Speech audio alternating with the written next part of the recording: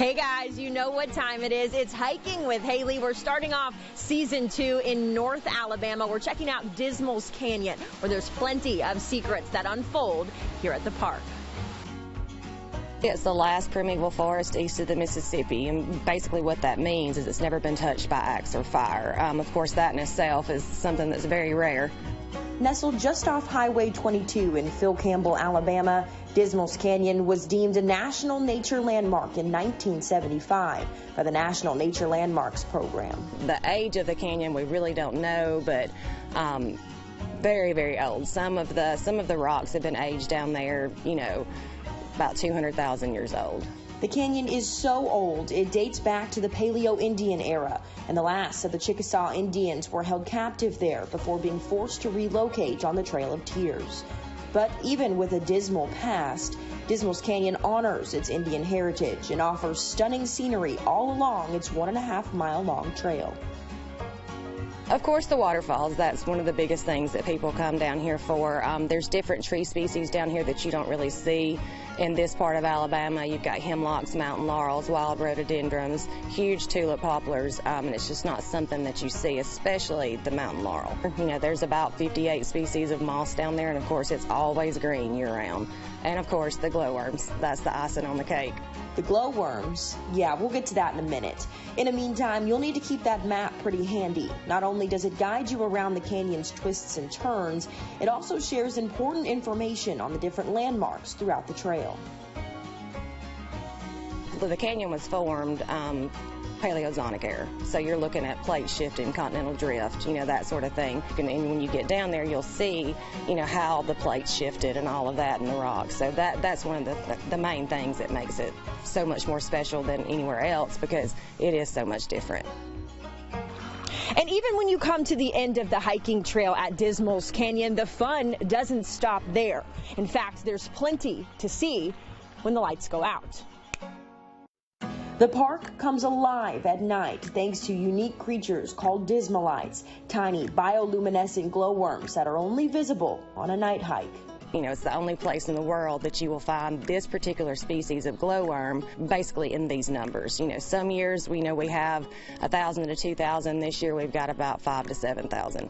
So they look like stars all over the rocks.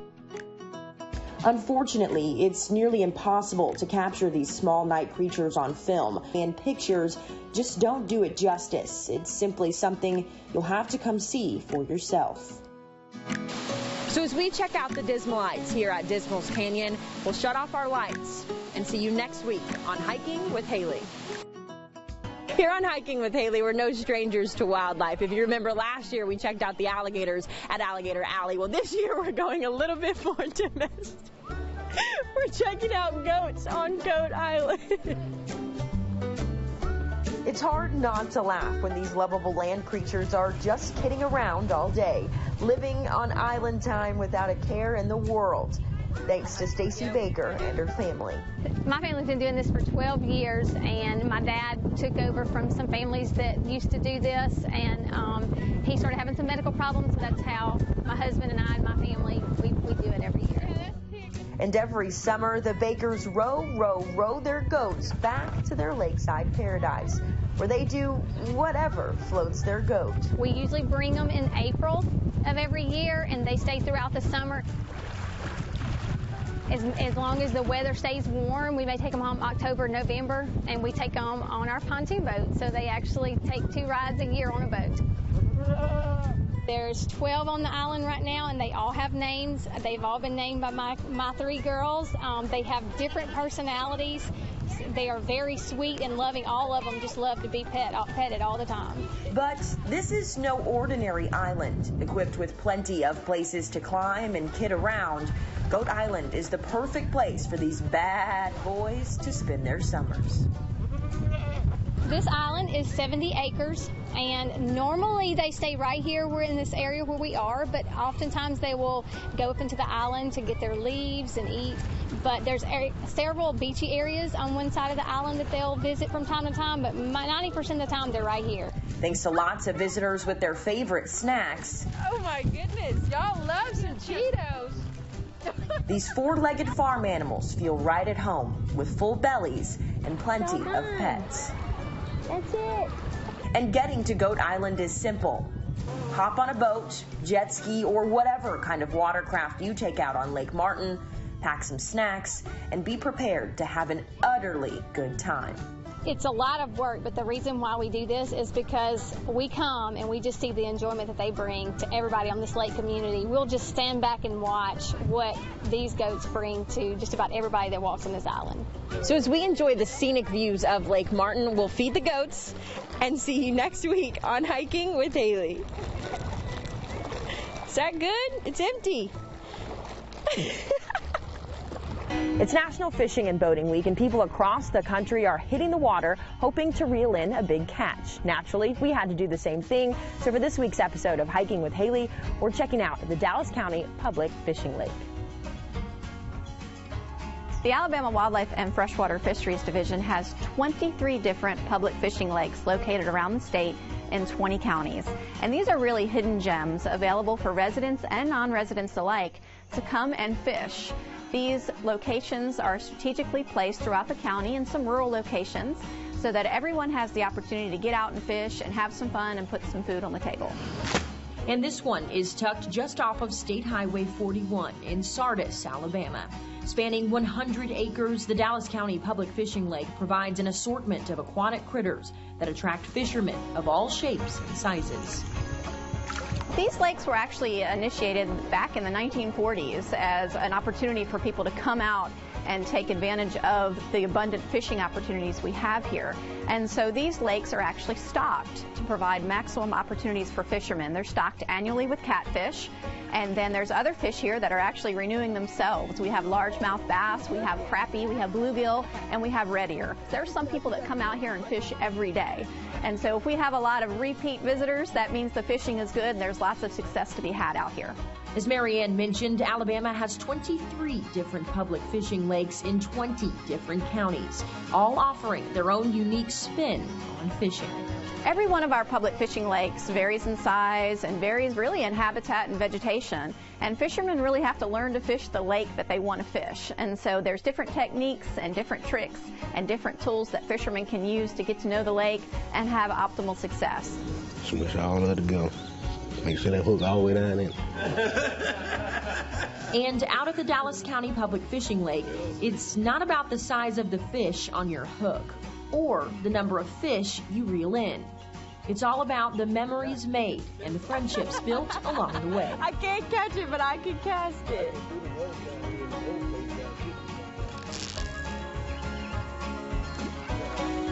Many people don't realize that Alabama is actually a destination state for fishing and other outdoor recreational sports. And so people come from other states to fish our lakes. We have a lot of wonderful fishing here, and our public fishing lakes provide opportunities for that as well. Now, if you're nervous about not being efficient with a fishing pole, I lost my fish. Don't worry, the Wildlife and Freshwater Fisheries has you covered. Our Go Fish Alabama initiative is designed for individuals and families to come out and learn to fish from our staff. So we have mentors that will supply everything you need. Wow, 8.05. So as we celebrate National Fishing and Boating Week, we'll cast our rods and see you next week on Hiking with Hailey.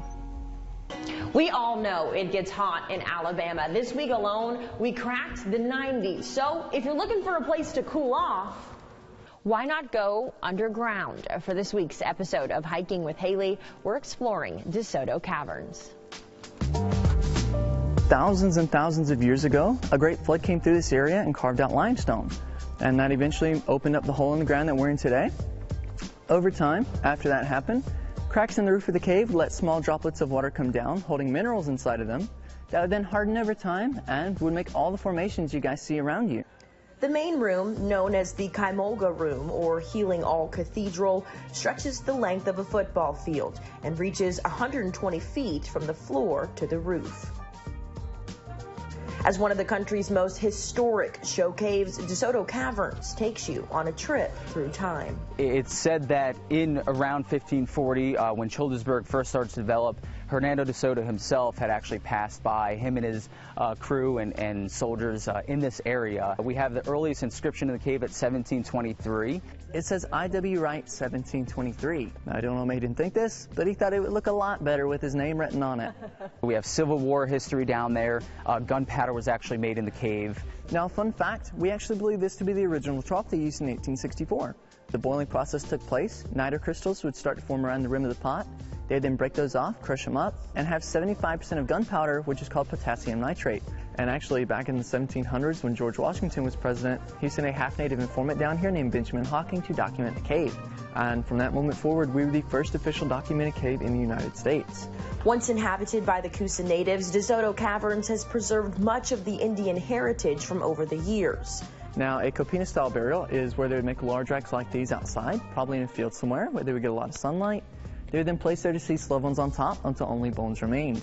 And during a tour, the cave's stunning features are on full display, with massive stalactites, stalagmites, and even a hidden waterfall buried deep in the underground crevice. Oh, wow. That's so neat. And as tempting as it is to touch, Mitchell reminds cave visitors to keep your hands to yourself. People would walk through here, put their hand on it, and then squeeze by. And do that being the case, the top of this one is actually dead. Definitely one of those things that it's sad that this one's dead, but it does give you a good example of the discoloration that can happen if people keep touching it. At the end of the tour, guests are treated to a world-class light show, giving them a new perspective of the cave. And while it is the main attraction, it's not the only reason to visit De Soto Caverns. The park offers gemstone panning, cannon wars, and even a massive maze. It's truly the perfect place to visit as we slowly get back to normal life. We're starting to see families come out more, and groups are coming back as well. So we have an opportunity in the small amount of time, 3-4 hours, that the average time that people spend in the park, to really just serve them with our whole heart. So we're excited. All right, you guys go ahead and follow me. So as we learn more about the rich history of this underground oasis, we'll enjoy the views and see you next week on Hiking with Hailey.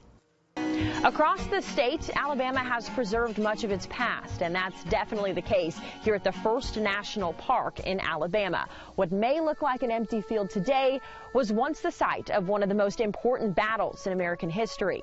For this week's episode of Hiking with Hailey, we're taking a trip through time at Horseshoe Bend National Military Park. This is Alabama's first national park, opened in 1964, and this is a battlefield from the Creek War of 1813 and 14 with the Muskogee Creek Nation in the United States. Centuries ago, then Army General Andrew Jackson brought a battalion of men into what is now the Yellowhammer State, making camp 6 miles north of Horseshoe Bend. His plan? To attack Chief Minowa and the Red Sticks in order to gain control of the land. Here was the last battle of the Creek War, led to the Treaty of Fort Jackson, happened down close to Montgomery, and the 21 million of acres land that the Muskogee Creek Nation lost, that quickly became the state of Alabama. Fast forward to 1964, and the battle was permanently preserved here in Alex City. The purpose of the park here as a national park is to preserve and protect this land, right? So a big part of that is history, but here at the battlefield, you can drive the 3-mile tour road through the park, and we also have the 2.8-mile hiking trail that you can hike through the park. Obviously, this is a extremely important part of Horseshoe Bend, so just what happened here? Yeah, so as you come down, get here to Tour Stop 2 if you're walking or even on the road. This is the barricade that the Red Stick Creeks built to protect themselves. So today we have those white posts that mark where the barricade would have been, but that would have been pine logs, 5 to 8 feet tall, 1,200 feet wide, would have stretched river to river to protect themselves from the United States forces coming in during the battle. While you're walking along the park's nature trails, you're surrounded by old and new growth, and during the rainy summer months, there's plenty of green to go around. The trails also serve as the gateway to the park's past, a solemn reminder of the once sacred land and its war-torn history. So this spot on the nature trail, the village overlook, this overlooks where the village would have been. So I estimated about 300 houses they had built for the short time they were here. On the day of the battle, there was 350 women and children down in the village site as the battle raged. As difficult as it can be to remember such a grim time, Robinson says it's imperative we keep it alive.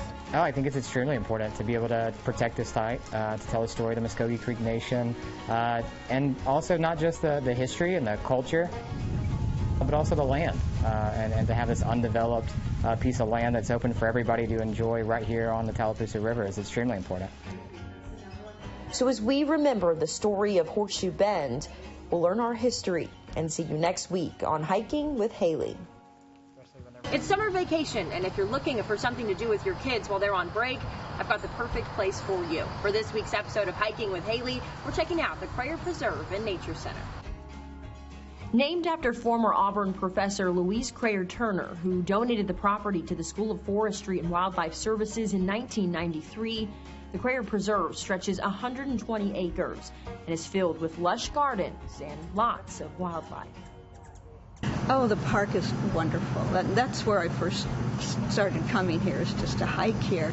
There are about 6 miles of trails, and we have them broken down into 1, 3, and 5 mile trails if people want to do that. Otherwise, you can just wander. The park originally was a cotton farm, and then the owners, one of the owners who bought it, let it go back to the woods, and the Crayers donated it to the university once they couldn't manage it anymore. In addition to the hiking trails, the Crayer Preserve and Nature Center has something for everyone.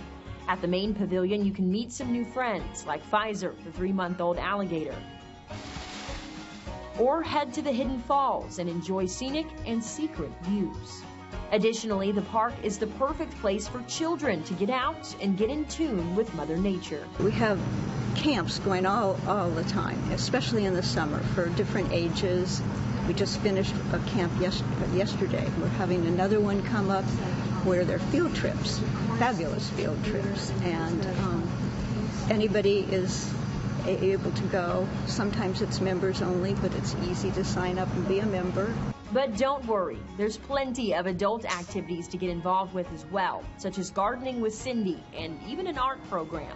Whether it's meandering through the wilderness or learning something new during summer camp, the Crayer Preserve and Nature Center is for everyone. It brings you peace. It soothes your soul. For me, it does anyway. The kids learn so much about nature, about the animals. Now in today's life, everybody's rushing around in cities, pavement.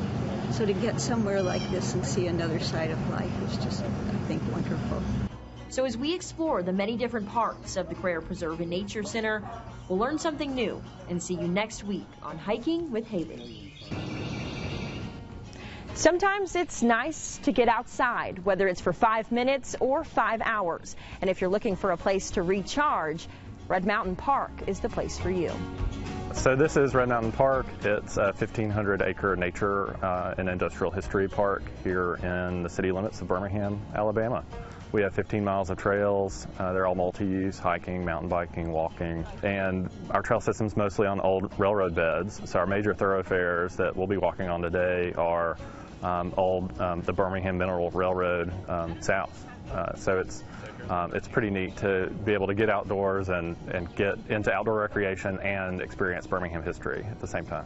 And this is where Birmingham truly began. While the park opened its doors in 2012 after sitting dormant for half a century, this red dirt is full of rich history.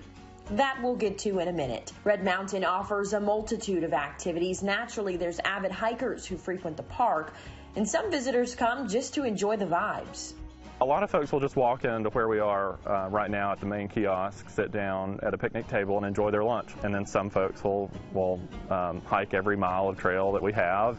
Again, so close to the city center and to surrounding municipalities, we see a lot of folks sort of integrate coming to the park into their everyday life in a way that's pretty unique. While hiking is a big draw here at Red Mountain, it's the park's past that truly makes it unique. In fact, every step you take, you're walking on top of history. Red Mountain's mining history runs deep, like 500,000 feet below the ground deep. And through the years, the miners developed a pretty perfected system. So this is when the mining started in 1873. And really all of the examples of the progression of mining are pretty visible here, but the mining looked very different through the generations of mining technology. So at the beginning, it would have been a team of men and mules with nothing more than pickaxes and shovels. The iron ore would have been dumped off the tipple on the cars below and would have gone to a furnace in the valley. Like in the cartoons that you see whenever it's over. Yeah, so that all would have been happening here and at every mine on the mountain. As we slowly work our way back to normal, Red Mountain has become a sanctuary for its visitors. It offers an opportunity to clear your mind and find some peace among the plants. It introduced a lot of people to the park for the first time because they were looking for ways to get outside. And last year I saw grandparents and parents and toddlers get together, but at a distance here. So it was neat that this was sort of a refuge for folks navigating the pandemic. So as we take a break from city living, we'll explore the mines at Red Mountain and see you next week on Hiking with Hailey. For many Alabamians, going to the beach is a part of their summer routine. But did you know there's more to Gulf Shores than just soaking up the sun? For this week's episode of Hiking with Hailey, we're catching some rays at Gulf State Park. Located on the coast of Alabama, Gulf State Park has 2 miles of beaches, but that isn't the only attraction you should be giving your attention to. There's also hiking, biking, and plenty of other activities that lure visitors back to the shoreline. We have so many ecosystems, so much variety at this park, ranging from our beautiful white sandy beaches to maritime forests and pine savannas. So definitely a gem with that. And for the 5th time in the park's history, Gulf State Park is partnering with some of the best in the business to join in on a global saltwater craze. This week is a very big week for us. We're actually having Shark Week here. Alabama Marine Resources is providing us with a touch tank where we actually have some stingrays there. Today we have some Atlantic rays in it. And then Mississippi State is bringing all of their educational materials. So yesterday we had some shark and ray dissections. Today they've got preserved specimens that they're talking about, and just really helping us have a lot of material that we wouldn't be able to necessarily get just on our own. Most of the activities are geared towards children, with several stations of interactive exhibits designed to safely get them up close and personal with these predators. But I gotta tell you, I had a lot of fun with the activities too. A black tip shark. They have loved it so much. We've seen so many kids just giving them the opportunity to come up and touch a ray, being able to see what the inside of a shark looks like and just learn more about how everything works for them has been just wonderful for all the kids. Of course, a shark's natural habitat is in the water, and while it can be scary coming face to face with these toothy tyrants, Gertz says it's important for visitors to educate themselves in order to protect the ones in the wild. Off of the pier, you do have the opportunity occasionally, it's not going to be every day, to see a few shark species. We see blacktip and spinner sharks pretty frequently, but I've also seen some that are a little bit more rare, such as hammerhead sharks off of the pier. They're what we call keystone species, being apex predators at the top of the food chain. And by having healthy shark populations, it really impacts everything else that we have below them. So by keeping their populations healthy, we make sure that we have balanced ecosystems all throughout the Gulf. As we've learned, sharks are an important part of the ecosystem here at Gulf State Park. But if these predators aren't your jam, you can take a break from the beach right across the street at one of Gulf State Park's 3 lakes, which I'll tell you all about next week on Hiking with Hailey. Last week we introduced you to Gulf State Park and we talked all about the sharks during Shark Week, but there's so much more to this state park than just the Gulf. On this week's episode of Hiking with Hailey, we're walking along the shoreline of Lake Shelby. Gulf State Park is so unique because, obviously we're situated here on the northern side of the Gulf of Mexico, but, you can be on the southern end of the park and then go to the northern end of the park and you feel like you're in 2 completely different areas. In contrast to the sandy shores of the beach, Lake Shelby offers a more tranquil experience, and a big draw for visitors is biking. The park is quite large. It's about 6,150 acres, and we have 28 miles of paved trails throughout the park. But yes, for our bike share program, it's free for the first 3 hours to take a bike out, so that definitely helps people who are down here vacationing, or even if they're locals and they don't have access to a bike, they can still come out and see a good portion of our trails. The lake itself is just one of 3 at Gulf State Park and is a unique ecosystem made up of brackish water, or a mix of fresh and salt water, with many different types of critters calling it home. So within our brackish water lakes, we have saltwater species like red drum and speckled trout and blue crab, but we also have freshwater species like bass and brim, so really cool mixture of things that you can catch here. And even though it is brackish water, you do need a freshwater license to fish here. We talked about, the Gulf and the access to the water over there. You have this sort of peaceful, brackish water. Is that kind of what makes Gulf State Park unique? Yes, definitely one of the things that make it unique. Just the incredible amount of biodiversity that we have here, both with our species composition as well as the many different ecosystems that we have, ranging from beach to the marshlands that we have here, and then getting up into some old growth forests a little bit north of here. Whether you're splashing along the shoreline of the Gulf of Mexico or spending a quiet moment on the banks of Lake Shelby, Gulf State Park offers something for everyone, and Gertsch hopes people will take advantage of the park's many features while preserving its natural resources. Definitely important just to help people realize, for locals, what they have in their backyard, for people who are visiting, just the importance of these areas and maintaining them and helping to preserve the biological diversity and all of the different species that we have here. Obviously, being here in Gulf Shores and Orange Beach, we've got quite a bit of development. We have lots and lots of condos around here, so being able to have protected areas for animals is so important. So that way, not only that we can protect them, but so that future generations can be able to learn about them and experience everything that we're able to experience right now. So as we explore the other side of Gulf State Park, we'll walk along the boardwalk and see you next week on Hiking with Hailey. We've talked all summer about the history that's laced into Alabama's parks and wildlife, and Blakely is no exception. When you step foot in this state park, you're transported back in time. Well, Blakely is over 2,000-acre state park. We're the site of Alabama's largest Civil War battlefield. We're located right here on the Tensas River in the middle reaches of the Mobile-Tensas Delta. And we've got over 25 miles of hiking and biking trails. We've got RV camping, tent camping, cabins, and a regular series of events, educational events throughout the year. And we also run our pontoon boat, the Delta Explorer, throughout the Delta 12 months out of the year on a variety of cruises. Now, I know that was a lot of information, but that's what makes Blakely so cool. There's a little something for everyone. When you first enter the park, however, you're greeted with its most diverse feature, Mother Nature. From the river access to the towering trees that have been around for centuries, there's plenty of plants and places to explore. Of course, with the natural history and heritage that we have here being in the Delta, which is one of the richest ecosystems anywhere in North America, we're right in the middle of it. You get to observe this diversity of flora and fauna that we have in the park, and the diversity of environments even within the park itself. And it's not just the natural environment that is diverse. The park is called Historic Blakely State Park for a reason. As Bun mentioned, it's the site of the largest Civil War battlefield in Alabama, with many of the trails and trenches still maintained to this day.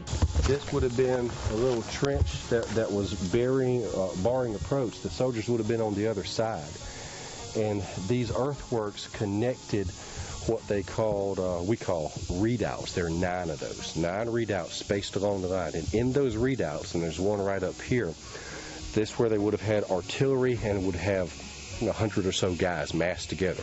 The rest of it just sort of a connecting trench that connects those defensive points. And it's just really remarkable to have that much preserved in one site, relatively undisturbed. And I think it's really a learning tool for people. Another great learning tool, Blakely's cell phone tour. Enter your stop number now. Which allows visitors to dial in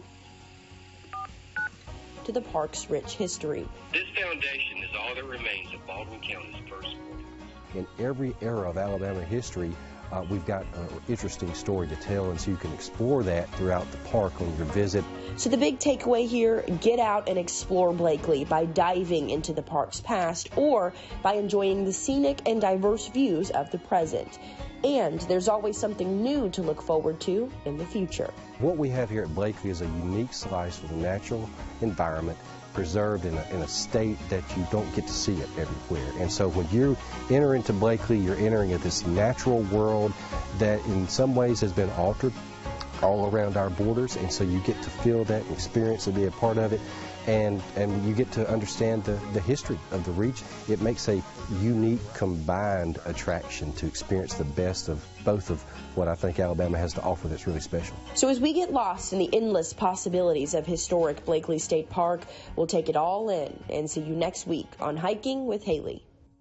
Here on Hiking with Hailey, we've seen some pretty interesting things. We've seen a series of mines in Birmingham. We've seen glowworms at Dismal's Canyon, but nothing quite as unique as the art sculptures that can be found outside of Barber Marina in Alberta.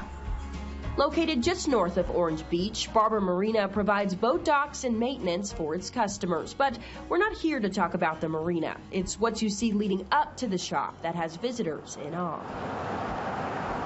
Tucked just off the marina's main road, you can find a complete replica of Stonehenge, the prehistoric stone structure found in England. And if you wander deep enough into the woods, you'll come face to face with one of the world's most notorious primeval predators. And if you're anything like me, you want to know why. Well, let me introduce you to the man behind these massive models, Mr. Mark Klein. A native of Virginia, Klein fell in love with the art of entertainment, which has since become his passion. Back then, the TV shows were on. There were, the Andy Griffith Show and all these. I was starting to imitate some of the characters. Like Deputy Fife, the Deputy Barney from the small town of Mayberry. I became these characters, and the characters needed props. So I learned how to make props to go along with my characters. And so one thing sort of led to another, and I can go through the whole thing, but here I am today talking to you. And I built props for theme parks and attractions and billionaires and millionaires and eccentric people all over the world. And that's what brought him to Alabama. George Barber reached out to Klein wanting to add some spice to the marina. So Klein built 7 of his signature fiberglass dinosaurs and tucked them all along the property. Not long after, he was once again commissioned by Barber to build Bamahenge, which stands 21 feet tall and 104 feet across, as well as an ethereal woman called the Lady of the Lake, which unfortunately was destroyed by Hurricane Sally last year. This is what it currently looks like as of August the 4th. She was destroyed by a hurricane, but they brought the remains of her up here so that I can put her back together. You can see an ear right here. All right. And believe it or not, I'm going to have her looking exactly as the way she did before. Klein's isn't the only art on display. You can also find a sizable spider and some hidden knights protecting the park, creating a special scavenger hunt for visitors. Somebody asked me just yesterday, they said, how long have you been working on this? And I said, well, I'm 60 years old. And I did the math, and I said, about 55 years. And they went, do what? And I said, when I was 5 years old, I drew up my first dinosaur park. So, when I say this, it's been in me for such a long time. But I went for about 20-some years in my studio building this stuff and had no idea that I was creating something that was so unique that nobody else was doing. A man and his love for amusement, bringing Alabamians a unique slice of history. I'm a guy that loves to have fun, loves to entertain people. To me, that's what it's really all about. The fact that I make any money out of it, it just amazes me every day. The important thing to me was always about the joy that it brings to people, using your ability, whatever it might be. This happens to be mine, and that's what I do. So as we get lost in time exploring these colossal creations, we'll enjoy the art and see you next week on Hiking with Hailey. You know that old song by TLC, Don't Go Chasing Waterfalls, the one that's like, don't go chasing waterfalls. You know the one I'm talking about, right? Well, we actually didn't listen to that. In fact, we did the opposite. For this week's episode of Hiking with Hailey, we're exploring the waterfalls at DeSoto State Park. DeSoto State Park is a little over 3,000 acres. This is DeSoto Falls here is kind of like I guess you'd say a satellite location of the park. And then we've got the main part of the park about 5 miles south of here. Nestled atop Lookout Mountain in northeast Alabama, most people come to DeSoto State Park for one thing: the cascading waterfalls. The park was developed in the late 1930s by the Civilian Conservation Corps, or CCC. Since then, DeSoto State Park has been a stunner for everyone who visits. The dam was actually built as the first hydroelectric power plant here in North Alabama. Was operated by a man named A.A. Miller. His grandson actually still lives here nearby in one of the houses overlooking the falls here. And then above the dam, there's a 2-mile stretch of flat water where you can do, we rent kayaks out, and so you can do kayaking trips, you know, family friendly, no rapids, anything like that. In addition to the main falls, DeSoto State Park offers 25 miles of hiking trails, 11 of which are accessible to bikers. And if you're really interested in the waterfalls, well, you're in luck. There's 5 additional falls hidden among those trails. This obviously is the easiest one to get to, but there's 5 other ones you can hike to. Most of those are seasonal, though, only, you know, during the spring and fall season. But don't worry, even if you visit during the summer, the water is still spectacular, especially when you make it to the base of DeSoto Falls. If you go back out, leave the parking lot here, and as you're going back out, there will be a gravel parking area on your left, and the trailhead starts right there. That'll take you down to the falls. Fair warning, though, it can be tricky getting down there. As Josh told us on the way down, this isn't a flip-flop hike. If hiking isn't your thing, though, you can get excited about this. DeSoto State Park recently acquired 157 acres of new land that will provide additional space along the river to explore, enjoy, and protect. There was a lot of concern from the community that it would be developed, turned into a subdivision, and you know, development causes erosion, other problems for the river. So it protected that piece of property and also protects the river and everything downstream. You got to protect them, or else the next generation's not going to have them to enjoy. So as we wrap up another season of exploring beautiful Alabama, we'll keep chasing waterfalls and see you next time on Hiking with Hailey.